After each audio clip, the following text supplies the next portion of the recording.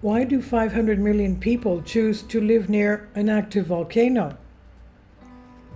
Geologist David Kitchen takes a look at why so many people live their lives with the risk of a volcanic eruption.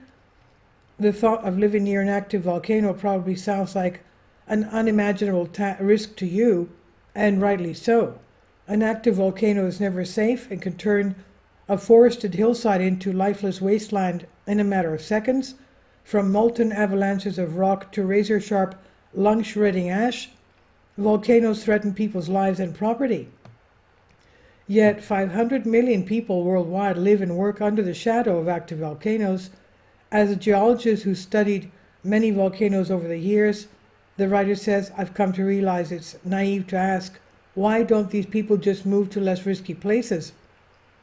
Their motivations range widely. For some, strong cultural beliefs and traditions keep them in place. For others, volcanoes offer significant economic opportunity. For the most vulnerable, poverty traps them in dangerous locations. Whatever the reason, many people's lives and welfare are so intimately linked with a volcano, moving elsewhere is unthinkable. Centers of identity. Numerous cultures and indigenous peoples revere volcanoes as places of worship, ritual, and tradition that are celebrated for their power over fertility, life, and sustenance. For a number of religious traditions, Mount Fuji in Japan is a place where ancestral spirits congregate. It has been a symbolic and sacred site of pilgrimage for centuries. Every summer, thousands of people ascend through the clouds to reach the summit of Mount Fuji. For the Tengeris people in Java, Mount Bromo is a deeply sacred site, the abode of gods. Every year they hike up the volcano carrying agricultural products and livestock to be sacrificed during the Yadnya Kasada festival. Pilgrims gather at the rim to express gratitude and seek blessings with prayer, chanting, and sacred offerings. In Ecuador, the Quechua people follow a religion that combines pre-Columbian and Catholic elements. Local people see the Tungurahua volcano as a familiar but unpredictable matriarch who can offer support and guidance. Economic opportunity. The land surrounding volcanoes often offers significant economic opportunity. Volcanic soils are among the most fertile in the world.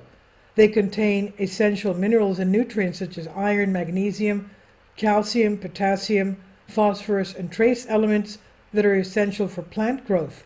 They also have high organic matter content, good pH balance, high porosity, and strong water retention, making them ideal for agriculture. In addition, volcanic terrains often create unique microclimates that are ideal for growing high-value crops such as grapes, coffee, and bananas. Striking landscapes, unique geological features, and the thrill of proximity draws tourists to active volcanoes worldwide. Visitors to sites like the Bromo Tengger Semeru National Park in Java, Mount Kilauea in Hawaii, and Mount Etna on the island of Sicily can boost local economies and significantly enhance the livelihoods of the residents. Volcanic landscapes can also offer much rich mineral resources such as gold, silver, amethyst, and more.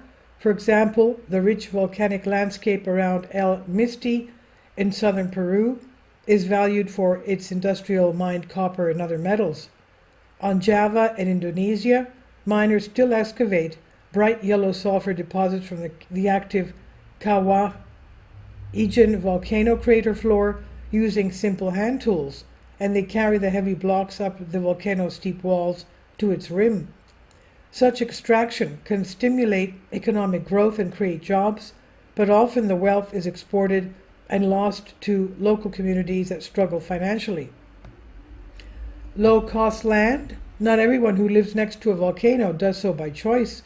Poverty can push and trap people there.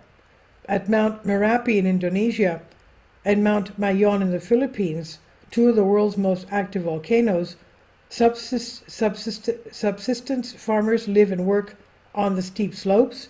Because they live closest to the eruption sites, These communities are particularly vulnerable, making rapid evacuation unlikely. In 2010, 250 people were killed by searing gas clouds during an eruption of Mount Merapi, and despite the tragedy, many people who did survive stayed put because leaving their crops behind would mean financial ruin. As scientists get better at predicting eruptions and likely paths of destruction, sometimes the danger of volcanoes can be mitigated with good communication and solid evacuation plans. Even so, life beside a volcano is a complex interplay of risk and reward, and one many cannot avoid.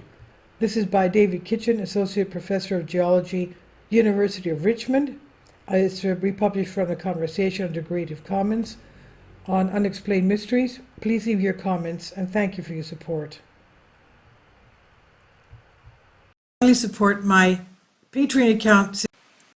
The daily posts are 5 videos daily, and they are totally different from what I have on my YouTube channel. Thank you so much for your support and that you find all my content so interesting. You'll find the Patreon account details in the description box below.